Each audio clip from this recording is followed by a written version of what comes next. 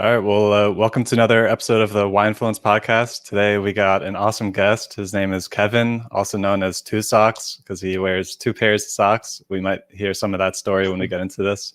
But he has a YouTube channel called Stomp N Shake Cheer, where he records cheerleaders and then creates content online and has grown quite an audience there. So first of all, I just want to say thanks so much for coming on the show today, Kevin. Thank you, Jeremy, for having me. Sure. Thank you so much. I'm just going to take a quick moment to share my screen here. So let's add that in.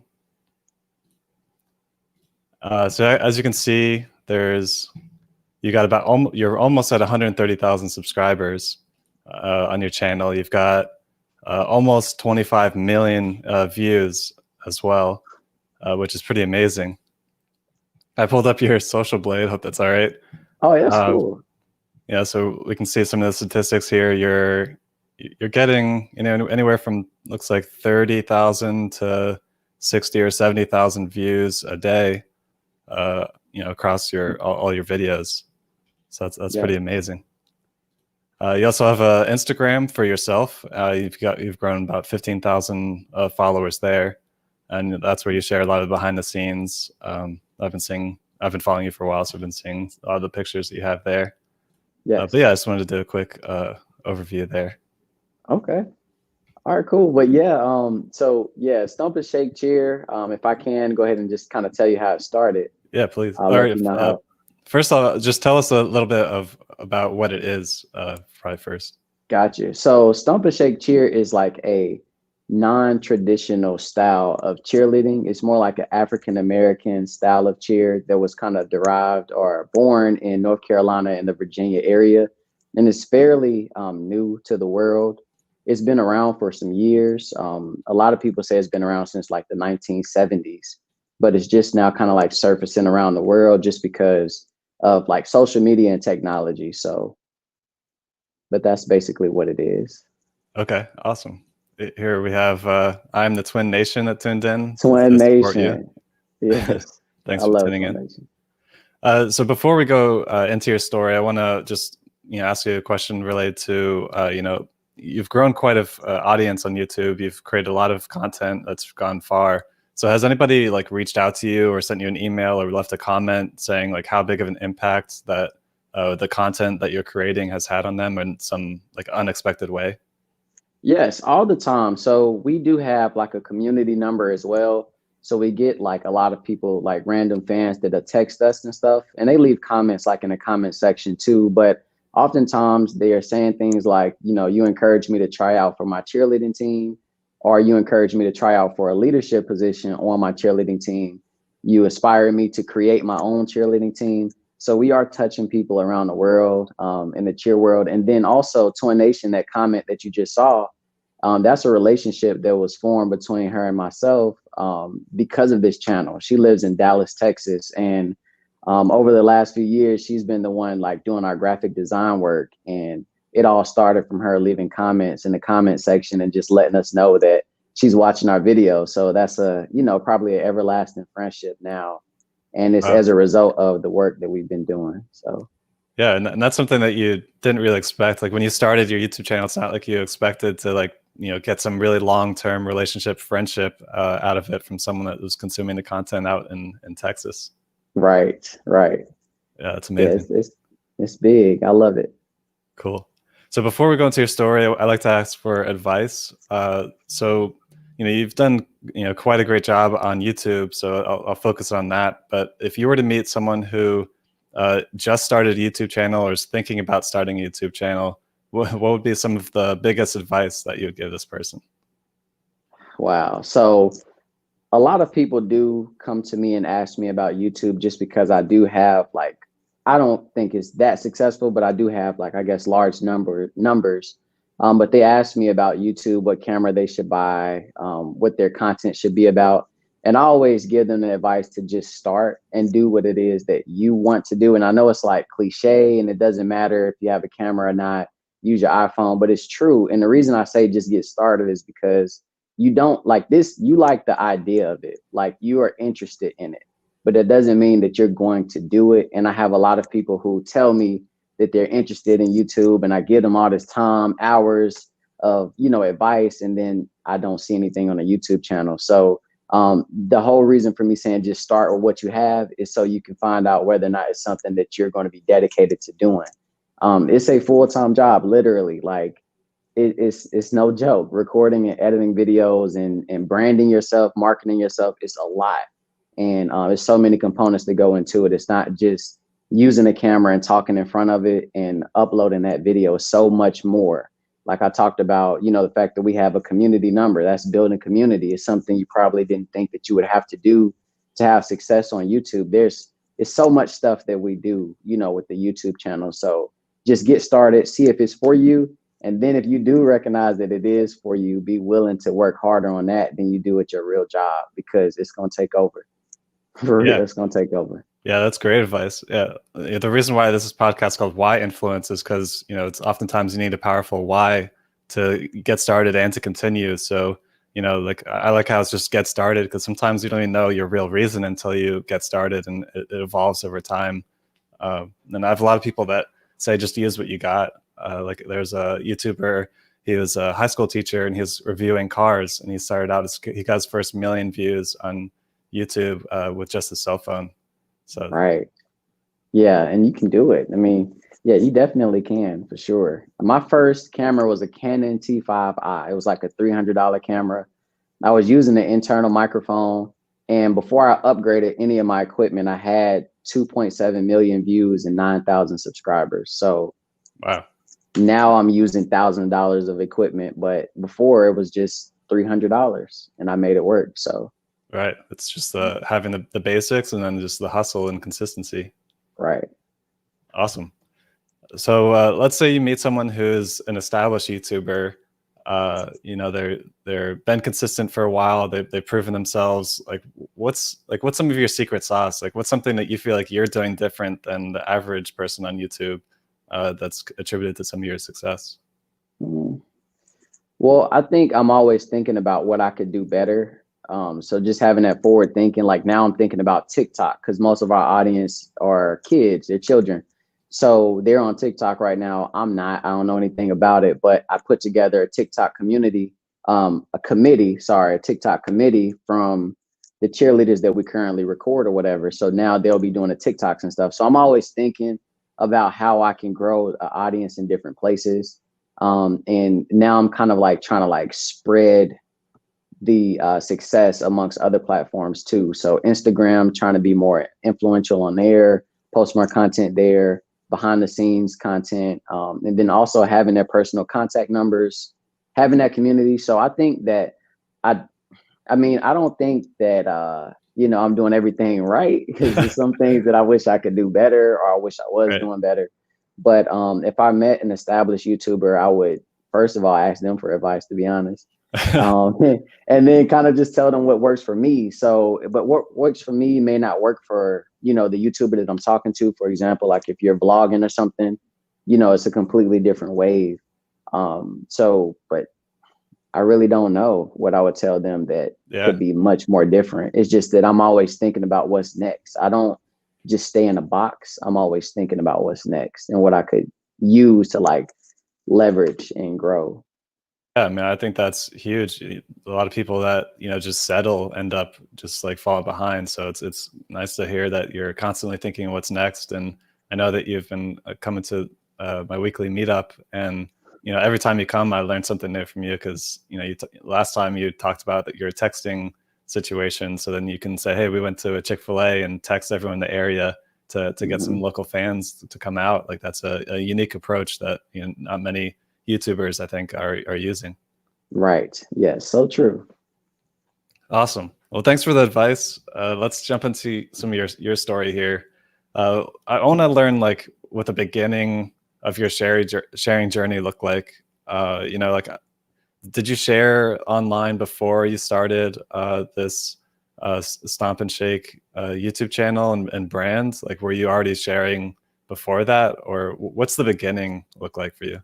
Yeah. So I was in college. I had just graduated from North Carolina A&T. I graduated in 2015, but during that time I had met Latia McAllister, which is my current girlfriend. And she was a cheerleader. She was the captain for A&T's cheerleading team. And I would go to her games, of course, to support her and everything. And her mom, Latanya Greenlee, Coach T, they are both the coaches of Just Cheer, along with Katrina Bartlett, Coach Trina. And I started like taking pictures because Tia's mom asked me to take pictures of her cheerleading team, her high school cheerleading team. And I had the Canon T5. I was thinking I wanted to be like a college photographer, graduation photographer, like everybody, you know. So I bought this camera and it was collecting dust, you know. So she was like, come take pictures. I was like, all right, cool. So she was the head coach. So she had JV cheerleaders and varsity cheerleaders that she was responsible for. And I was taking the pictures, and back then we were using an app called GroupMe, and that's how I was getting the pictures to everybody at one time. So I would just upload the pictures that I took into GroupMe, and Coach T started asking me to record the cheerleaders for critiquing purposes, because at first it was more about like action shots. So whenever they're doing like toe touches in the air, you know, I was catching it and like getting them to look at their form and everything. So then it turned into like, okay, when I'm recording you all in the stands, are you in unison? Who's saying the words? Who's not? What does your energy look like? And then I ran into a problem. And the problem was that GroupMe only allowed you to upload a video 30 seconds or less. And so me just trying to solve the problem, I was like, okay, well, how can I get this video or these videos that I'm taking to these cheerleaders to them all at one time? Because whenever I record them, it's usually in the gym. So a lot of times people don't have service in the gymnasium, and sometimes they're kids. So their phones get taken because they, you know, messing up in school, stuff like that. So I was like, okay, well, how can I get this? And you know, I got tired of texting them individually and having their numbers. I only got like 60 contacts in my phone. So I don't really like to have, you know, a lot of people to talk to and stuff. So yeah. But anyway, a sidebar. Yeah, I don't. So anyway, yeah, so I was like, okay, well, how can I get this video to everybody and just kind of wash my hands with it, you know? And I looked up, you know, YouTube or whatever, and I started uploading the videos publicly, not knowing that you could do unlisted or private. I didn't know anything like that. I was just like, okay, this is quick, easy. I can upload it, put the link in a GroupMe, wash my hands, you know, go live life, right? So I was working at Wells Fargo. I was a banker. I hated working as a banker. I hated it, absolutely hated it. It was the worst job of my life. But just because I feel like, you know, as a banker, people come in and they make their problems yours. And it's like, it just was, I hated it. Anyway, so, and I wasn't getting paid enough. So make a long story short, man, like I had just graduated college and I was struggling financially. I had accumulated debt. You know, I'm like, I got my first real apartment, paying rent. I was only making like $900 every 2 weeks, like $1,800 a month, and my rent was $905. So I was struggling financially, like in the hole, like at my lowest point.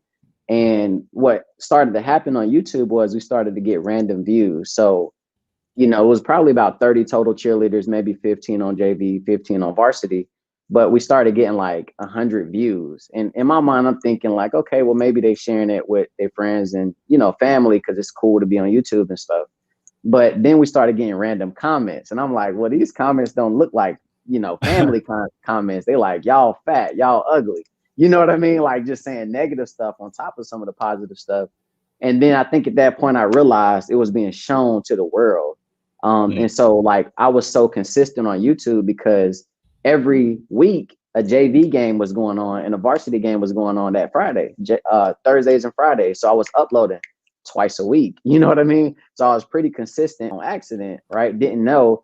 And Right. so I enjoyed doing it because I was kind of with my girlfriend and her mom, which, you know, it's pretty much family and it's nothing else to do late night on Thursdays or Fridays other than turn up. And that's not really what I do. So it was kind of like, it was just something that was comfortable for me to do. And then it started growing, like out of nowhere. We get some videos that got like 600 views and I'm getting excited about it. Like, oh, we got 600 views, you know, this many comments, like, and then I'm starting to think to myself, like, where's my money? Right? Because like I heard on YouTube, you can get paid. Is this a myth? Is this real? Like, what is it? You know what I mean? And I started doing my research on like, you know, how to get paid on YouTube and stuff like that. And how to grow on YouTube faster. And that's when I started like paying attention to the numbers, like my analytics. Every day I look at it. To this day, I look at it every day, multiple times, to try to see what I could do better. But yeah, that's how it started. It got big, man. In the first year, I want to say 561,000 views and 2019 subscribers to be exact in my Oh wow. very first year on YouTube. And from there was like growth, growth. So that's how it started though. Yeah, that's amazing. Yeah. Yeah, I want to dive into to some of that there, but you did a great job just sharing the whole story there. So Yeah. the reasons why you started your channels is because you wanted to be a photographer and you had an opportunity to, help out with your girlfriend with Mhm. her cheerleading, and it just sort of organically just slid its way into becoming a thing, Yeah. almost pretty much unintentionally. Right. Had no idea. I mean, it wasn't planned at all. Literally, and that's why when people ask me for YouTube advice, I always tell them you're a step ahead of me. Because when I started YouTube, I didn't know I wanted to be a YouTuber. I didn't even have that ambition in my mind. Right. So it's just that I'm a hard worker. I work very, very, very, very, very hard. Very hard. I work very hard. Like very hard. I work hard at my job. Like Wells Fargo, when I was in sales, I was a top producer every day, even with this YouTube stuff. I work very hard. I Right. don't play. Like I work hard, Jeremy, for real. Yeah, I So, believe. I just put that into YouTube and it was ball game. Nice. So you're going these practices. You would at some point started uploading these videos to YouTube publicly and then sharing them. So how long was it that you were consistently, when you started uploading to YouTube to when you realized that you had that video where you're like, hey, I guess there's people outside this community that are seeing these videos. Like how long was that process from starting YouTube to getting those having the realization that random people are tuning in? Yeah, so I think it was very, very early on, like within the first maybe like month that I was recording them. Okay. It was very early on because no one else was filming. Like even to this now, people are starting to do it because they see it. But back then, no one else was filming Stomp and Shake style cheer. No one else was doing it. So people around the world or in the North Carolina, Virginia area were performing Stomp and Shake style cheer, but no one was airing it. And if they were, it was like somebody with their camera phone in the stands and it's all shaky. You know what I mean? So it's like Right. you can't even see their faces. So it has no value. Like they're too far back and it's not intimate enough. So no one was really competing with me. I was like the only platform doing it. And so it was quick, like the growth was quick, but there was one video that like took off. It probably got like 500,000 views right now. But it was a video of the high school team like doing like a dish cheer to another high school team when they were at the basketball game.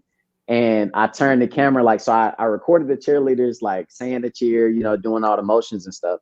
And then I turned the camera to show the other cheerleaders' reaction. They were like laughing and stuff. But that video like blew up. And Wow. that's when I realized it's all about content. It's about the content. Yeah. So And I've watched a good handful of videos, but do you ever make appearances in the videos, or are you pretty much a purely behind the scenes person in this whole endeavor? yeah, so very rarely will I make an appearance, but sometimes I'll have Tia hold a camera and I'll say some things like usually in the beginning of the season, because now we're on season 3. So usually in the beginning of the season, we have like parent meetings and the coaches introduce themselves. So I'm Coach Two Socks, but really, I'm just behind the cameras all the time. But I always give like motivational speeches and stuff like that to the cheerleaders occasionally and stuff. So I introduced myself in the beginning of the season. And sometimes so for example, like the cheerleaders had gave us gifts for just, I had a versus battle that I was able to air on YouTube and stuff between two the biggest, Stomp and Shake cheerleading HBCUs in the world. I can say that. And I was able to record that. And so they wanted to give me a gift, just saying congratulations on this big thing. And, one of the coaches took the camera and held it just to get my reaction to it. So sometimes I'm on camera, but it's very rare. It's very rare that I'm on camera. Okay, so most of the people tuning into the videos might or might not know who you are Yeah. because you're more behind the scenes than in front of the Right. camera. Yes. Got it. So you had this process, you're working at a bank and you're like realizing that this was getting views, and then you started researching how to make money on YouTube. Like, where did the transition happen there? Like, when did you realize that, hey, this is something? And was like you left the bank to go full time with the YouTube at some point, or what's sort of the journey there? Okay, so good story, man. This makes me feel good because I think this is the first time, Jeremy, that I'm like on someone else's platform talking about this. So I host events here in Charlotte about YouTube, like YouTube events or whatever, but because of COVID, I'm not doing it right now. And I don't really want to do nothing virtual because I feel like it don't really hit like in person. So, but yeah, so this is the first time. So it makes me feel really, really good to be on your platform talking about this. Yeah. But it all started in 2017. So 2016, I told you I had about 560,000 views and 2019 subscribers, but I had $0 and 0 cents. And I started researching like, okay, I thought you can get paid on YouTube. I need to make sure this is real. So when I found out how to get paid on YouTube or whatever, I started implementing those things. And my very first check was like $100 or $200, right? So it was everything I needed, because I told you, man, I was broke. I was broke, Jeremy. I was struggling. Every time I would get paid from Wells Fargo, my account would hit the negatives, and I was driving Uber just to like bring my account back positive, just to get a double cheeseburger and feed my girlfriend. Like I was struggling. I had to break my lease and sleep on my friend's floor for 4 months. Like that's how bad it was, for real. Wow. So any dollar that I could get extra was great. You know what I mean? So I was getting like $100. I'm like, yo, if I can get $100, I can get 200. You know what I mean? I started getting that mentality. And so after the first year, I started getting paid in 2017. So after that year, gross on YouTube, I made $4,000. Right. Okay. And that's ad revenue. Like when you got the first $100 check, that's the Google ads $100. That's only ad revenue. Yeah. Like that's the only thing that I want to like speak on today too. Just the ad revenue portion. But yeah, just from straight ads, I made $4,000 on YouTube in 2017. And I was like, yo, like I needed this. So I started getting about $400 a month. So that was like my average for a while, $400 a month. So that was like 2 years into this? Yeah, like 2 years into it. Okay. Yeah. So, then I was working at Wells Fargo, and I had my best friend had got hired. His name is DeMorris. He got hired at Wells Fargo, and we would always take lunch breaks and like 15-minute smoke breaks or whatever. I don't smoke, but he smoked hookah or whatever. So we'll walk around the building and just talk. And, our relationship, we're very like influential and stuff. So we motivate each other like, bro, we ain't going to be here long. We had them conversations all the time, like we just like trying to figure out what it is we're going to do, So I would be, very transparent with him about my money, on YouTube and stuff like that. So I started telling him and showing him like, look, bro, like, it's coming in, I'm getting more views, stuff like that. So one month, I told you I was so used to averaging 400 a month. So one month it was 800, and we was on break. We was walking around. I checked my phone. I was like, bruh, they just paid me $800, right? He was like, bro, you lying? I'm like, no. Like I showed him, I was like, man, they done messed up, man. I'm about to take this money out of my account because they paid me double. Like I was so convinced that I was going to average about $400 a month because I was so used to averaging it, that I felt like YouTube made a mistake and paid me double, So I went straight to the bank, took the money out. So you can't take it from me now, right? So, nice. No, and that was how long? Like 2.5, 3 years in? That was in 2018. So it was June of 2018. That's when I made $800.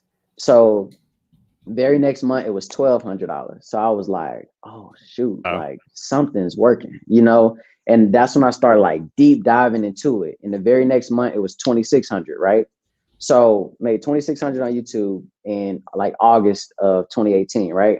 So I was like, okay, now I'm starting to make more than I make at Wells Fargo. I need to have this conversation with my manager, because the problem was I live in Charlotte, North Carolina, and I was driving to Greensboro, North Carolina to record, because at this point, Just Cheer had formed. They had started their own team. And how far is that, just for people that aren't familiar?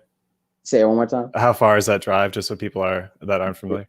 Yeah, I ain't think about that. It's an hour drive though. Okay. It's an hour drive. So I was working from like 9 to 5, 9 to 6. And then I was driving an hour to go record from like, their practice was like from 6 to 8. So I was getting there late, And so, I had a great relationship with my manager because like I was a top producer and stuff.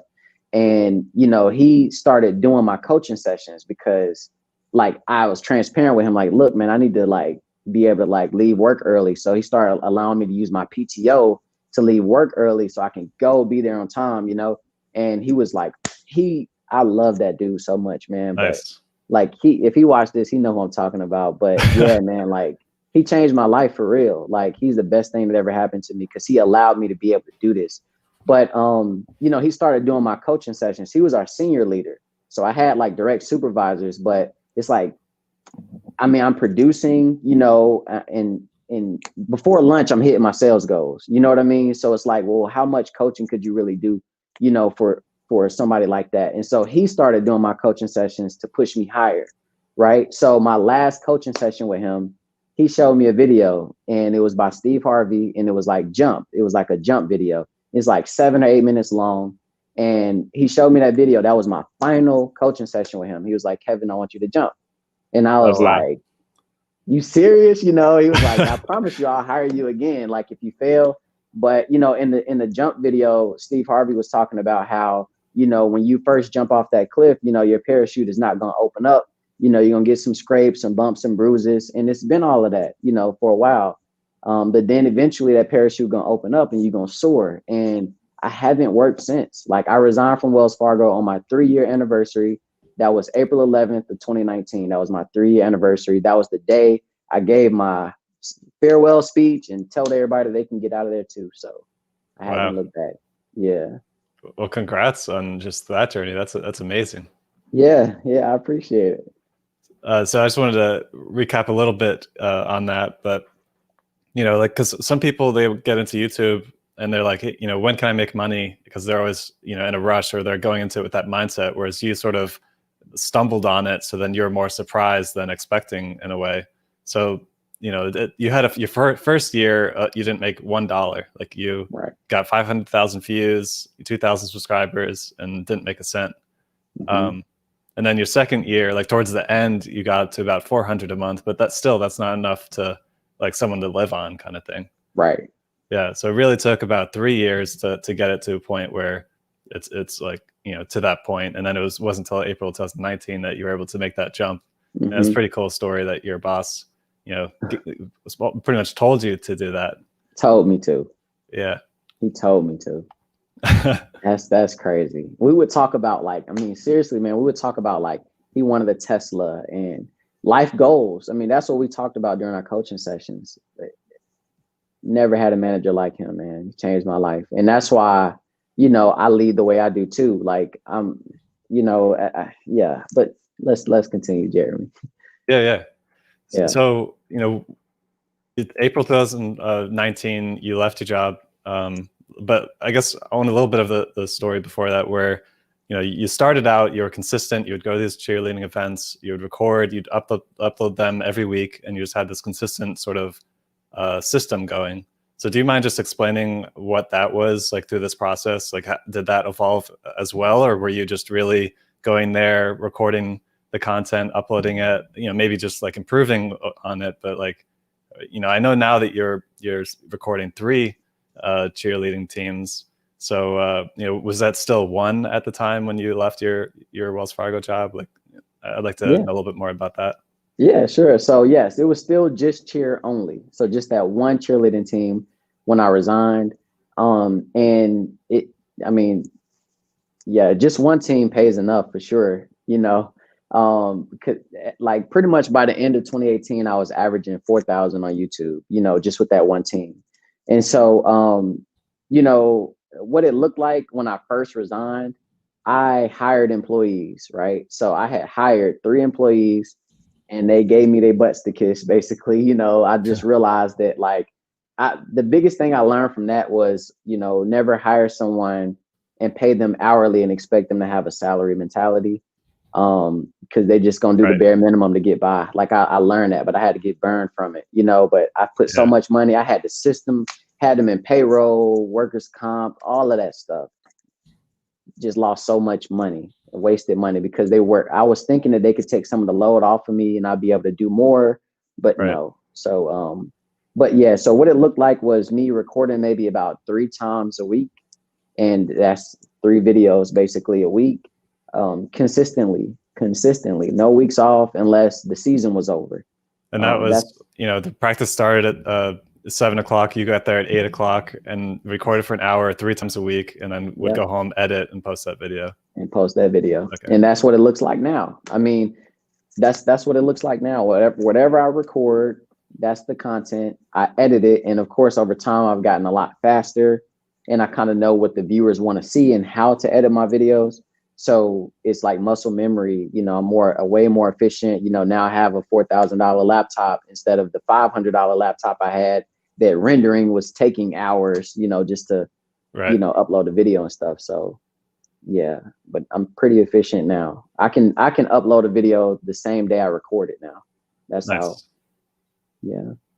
Just a few comments came in here. We've got James saying wonderful session. Oh, thanks, you, James. We have Latonya. She's proud of you. That is the head coach of Just Cheer. Coach nice. T. Just Cheer for life is what she says. Yes. Awesome. So, you leave your job at Wells Fargo. You're at the time making around $4,000 a month in ads. So it's definitely more than what you were making there as a job. So like, what's it been like since then? So now, that's what about a year, almost a year and a half, or roughly a year and a half has gone by since then. So what's that, transition and world looking like? Yeah. So now it's more like self-education. I spend a lot of time like on meetups like yours, just learning from people. I always just want to learn. And watching like YouTube videos and stuff like that and trying to improve my work. I'll go to like seminars and stuff whenever we were able to go out, and I'll just meet people and talk to people. So it was like trying to like build my character and grow here, and also like financially as well, because now it's like, now I'm making enough money to where like all my bills are paid and I have, a lot of money left over and stuff. And so like, I want to learn how to use that money, in the most effective way and stuff. So it's just been a lot of like self-growth and stuff like that now. And I can focus on it for 24 hours, and then there are a lot of lazy days, not gonna lie, like a lot of lazy days. Like today, I went to Best Buy just to get a microphone that I didn't even use because I'm using my headphones. And I washed my car. Yeah, I ate. What did I eat today? Cookout. I ate cookout today. And I've been chilling all day, just ready for this. And when I get off of this video, chat with you, I'm going to edit a video, have it uploaded by 6. It's straight raw, so it's maybe about 2 hours long. I can get it out before 6 p.m. today. I'm going to hit up my community and say, hey, we just dropped a new video. Come check it out. Come watch it with the Just Cheer family. And we're going to have hundreds of viewers, thousands of views by the time tomorrow comes. At least on average, about 10,000 views tomorrow. Wow. And that's what my day looks like. After that, I'm chilling with my girlfriend, on the phone with my friends, playing Call of Duty all day. Like, that's what it looks like. Yeah, that's amazing. So you've got 2 hours of raw content that you'll be uploading tonight where people can just tune in live and then just engage on the content while it's going live. Yep. Respond to comments. I mean, just and chill. Like, life is good. Yeah. Congrats again. Yeah. Good for you. So, something we talk a lot about on the podcast is giving yourself permission, because a lot of times people are overcoming barriers to sharing in bigger ways. So I'm curious, I know that your boss sort of gave you permission to leave and go jump full time into this, but are there any moments, like even from when you first started to where you are today, where you feel like you've had to give yourself permission in some way to allow you to go bigger? So I would say no. I would say no. Like, how I'm looking at it is like kind of like having like a feeling of like, I want to go, but not right now. Let me wait. Is that kind of where you going with it? Yeah, like maybe you could have gone earlier instead. Something held you back. You had to figure it out. Yeah, nah, none of that. Yeah, because when I want something, I go get it. Like, it's no, I have no like, you know, feeling of like, not right now, I'm gonna wait to the right time, because it's never gonna be a right time. Like Right. whenever I want it, I go get it, and I go get it then, you know, like, and ain't nothing gonna stop me from getting it. So no, I Okay. never had to give myself permission, you know. Yeah, you And sort of I took a don't. different path than a lot of the guests that I've had, and you're not really necessarily sharing yourself as much on there. So maybe there's Mhm. not as many personal barriers to overcome as well. Right. And then also, you know, I don't do things that I don't want to do. So I'll say that too, Jeremy. And what I mean by that is like a lot of people, they'll see like my camera, they'll see that I record or, you know, make cheerleading videos, and they'll DM me and say, hey, you know, can you shoot this music video? And I'm like, nah, like I don't want to do that. You know what I mean? Like that's not Yeah. something I want to do. Like I hate taking pictures of people. I hate it with a passion. I hate doing things I don't want to do. So like by doing YouTube, it allowed me to work in my own creative space and not have to have anyone else be my boss. Like I don't have to meet anyone else's expectations. And that's what I always wanted. And I love the fact that, you know, my direct efforts leads to like, you know, my direct compensation. You know what I mean? Like what I put in is what I get out, and I don't have to talk to nobody about nothing. You know, I Right. love that. So yeah, but nah, I never had to give myself permission. Okay. Yeah. It's Mhm. amazing. So I guess if looking into the future of things, you know, I know you're doing a lot of self-development. You're trying to learn more about how to, handle money as it's, getting a little bit bigger and things like that. But uh, how are you feeling about the future? Like, what do you see like this becoming? I know you've mentioned that you might be working on some, stuff. So I just wanted to hear what Yeah. the future looks like for you. Yeah, so there are a lot of like gray areas and like open holes in this community of Stomp and Shake Cheer that I can recognize because, you know, I'm seeing it multiple times. So like there's so many things I want to change. Like I want to build an app and everything for Stomp and Shake cheerleading, um, you know, other stuff. But the main thing is like taking it to another level and getting it to be respected in the cheer world. Because right now, you know, when traditional cheerleaders see Stomp and Shake Cheer, they say things like, they leave comments like, this is not cheerleading, this is dancing. And it's just because it's a different type of, you know, culture or subculture. You know what I mean? And so Yeah. it's not respected right now, and that's okay because it's different, and that's to be expected.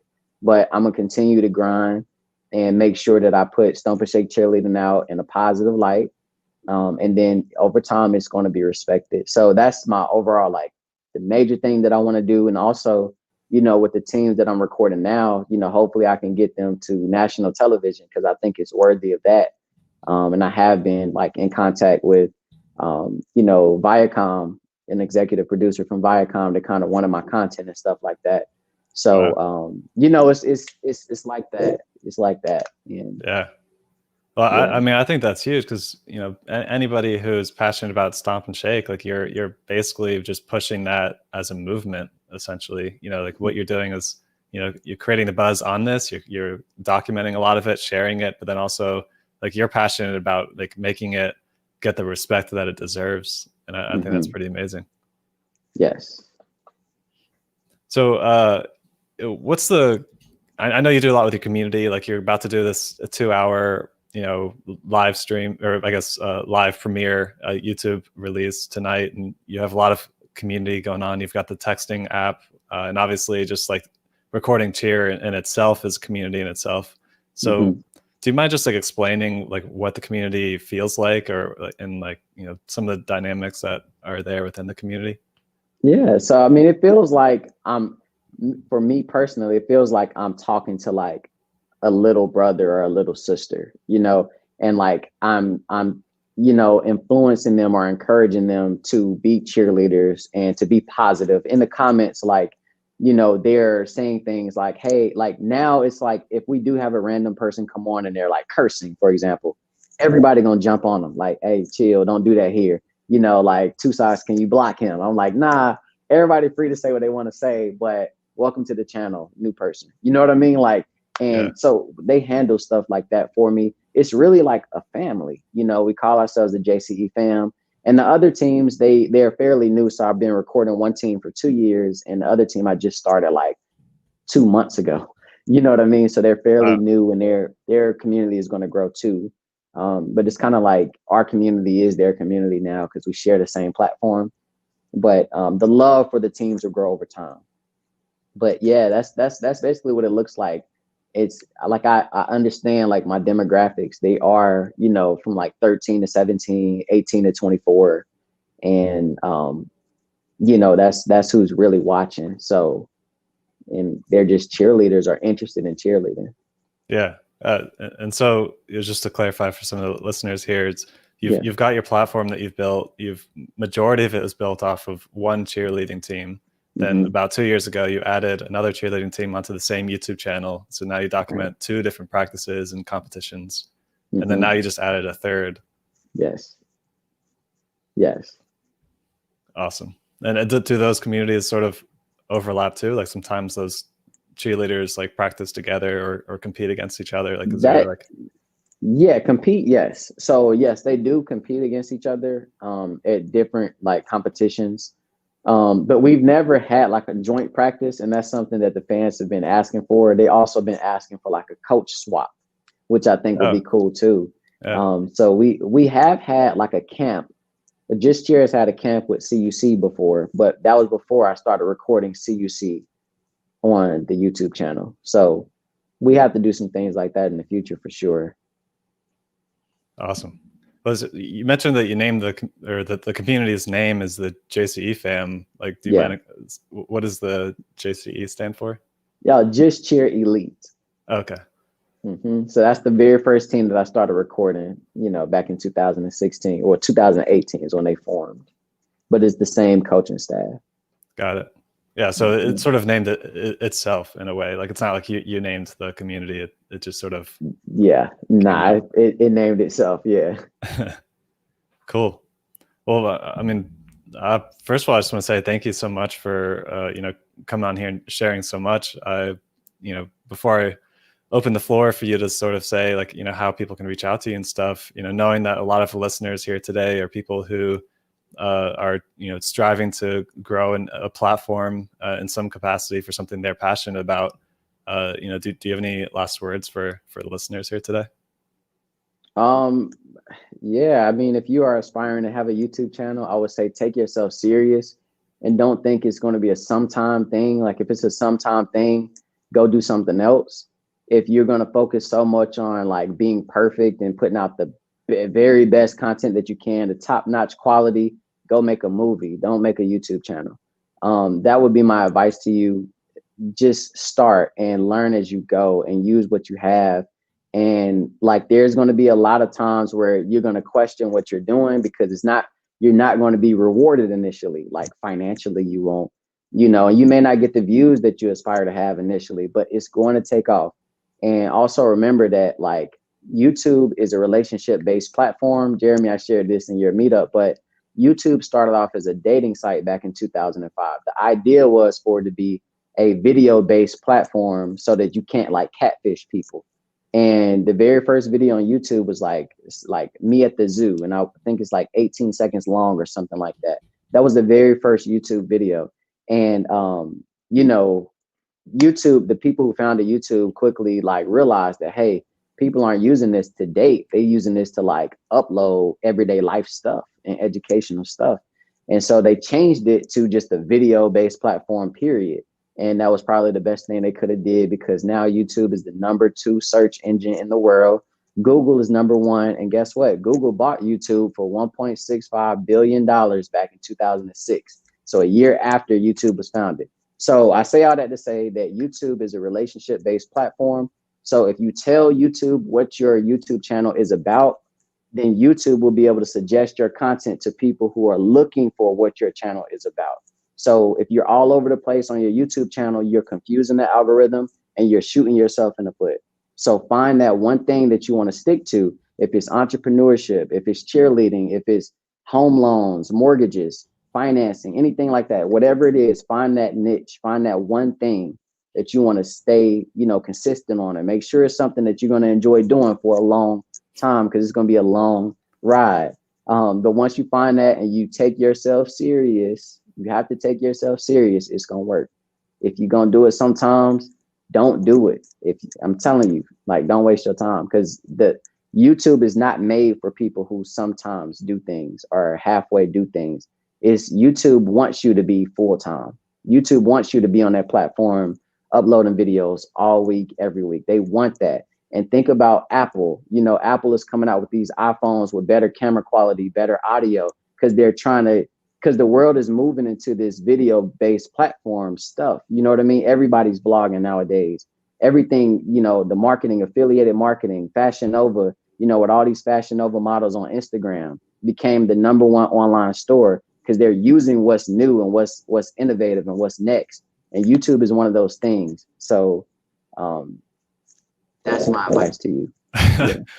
Yeah, that's amazing. That's very inspirational. And, you know, basically a high level takeaway I got was just to find your niche, you know, get started and stick to it. And if you do that, then, you know, you're bound to have some success if you stick to it and do it within the niche and keep tweaking, obviously, because you talked a lot about, like, you know, self-growth and keep learning, things like that. So that's powerful. Thanks so much.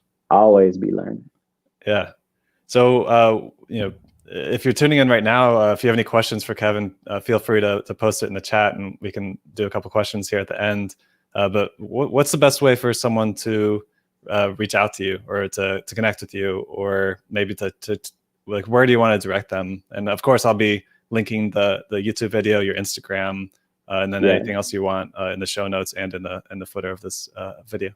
Okay, cool. So yeah, I would say the best place to contact me is my Instagram, and it's also on the screen, at TWO_SOCKZ, 2 socks. And then my email address, if you prefer to reach out via email, it is 2socksproductions with an S on the end at gmail.com. So TWOSOCKZ productions with an S on the end at gmail.com. Awesome. Yeah, I'll make sure that those are given in the footers and in the show notes for people to reach out. Okay. We've got a question here.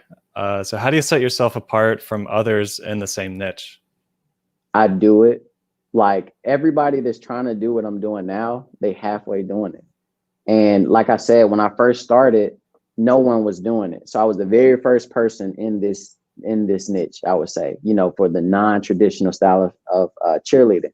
So now people are seeing my platform like, wow, I can do that too. And I'm like, can you? You know what I mean? It's a lot of work. Yeah, it's a lot of work. And if you think about paying somebody to make these videos, be prepared to spend thousands, because videographers are going to charge thousands. So you have to do it yourself. And, you know, so do you have the time and day and the time and the day to do it, the will to want to do it, and the content to be able to do it, you know? And are you going to work as hard as me? You know what I mean? That's right. What you up against. You working against me. And if you somebody who's, you know, listening to my story to get inspiration to do what I'm doing, again, if you don't take one thing away from this, you know, interview, but if you take anything from it, take this, is that you're going to have to work your butt off. You got to work your butt off. You have to work hard. So that's how I set myself apart from others, is I do it. When I say I'm gonna drop a video, I drop a video. My fans know when the video's coming. I don't make excuses and take days off. I do it every day. I really do it. Awesome. Yeah, that's so true. And I mean, you had to give up essentially 1.5 to 2 years before you even had some, you know, enough income to be like, hey, like, this is enough money for me to now be more serious about it if you were doing it for the money. So you have to be willing to do all that up front. I want to share this too. I saw this post on Instagram, Jeremy, and it said that Usain Bolt, and I'm gonna misquote this because it's been like some weeks since I saw it, but basically Usain Bolt is the fastest man in the world, right? And they said that he ran for like 115 seconds of his life, 115 seconds, or I think 118, something like that. And he made like $119 million.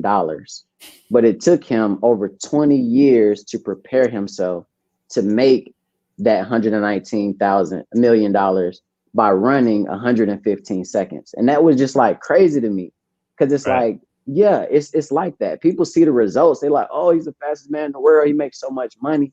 but they don't see the 20 years that he put The into struggle. getting there. You know what I mean? And it's so crazy. Like that was like a great example because he really only ran under 2 minutes in the Olympics and made millions. Like that is crazy to me. That it was just like it really made sense. So that's the same with YouTube. You know what I mean? Like, and your journey is gonna look different than mine. Some people blow up in 6 months.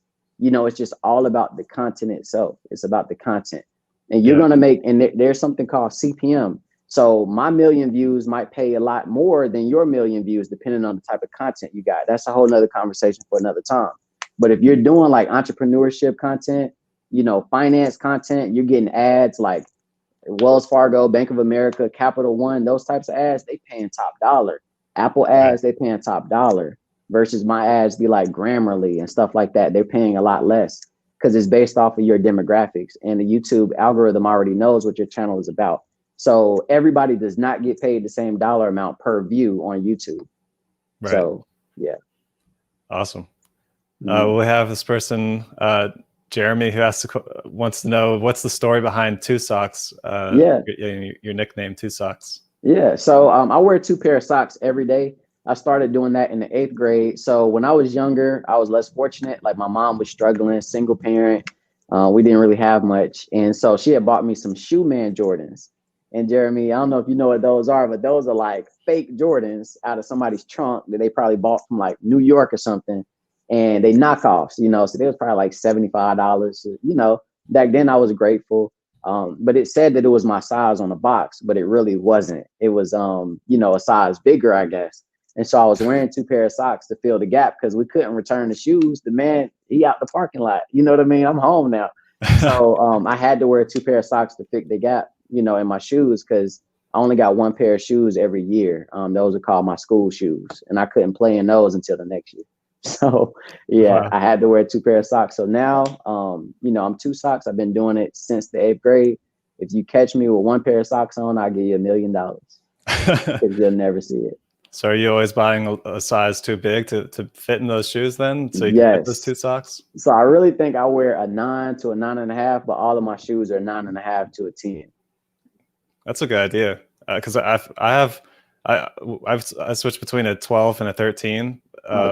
But they don't have a 12.5. Like no shoe manufacturer makes a 12.5. It all the halves stop once you hit the 12.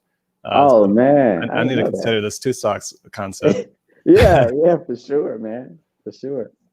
All right. Well, thanks again for taking the time to share your story. It's been, you know, so educational and inspirational for myself and for the listeners here today.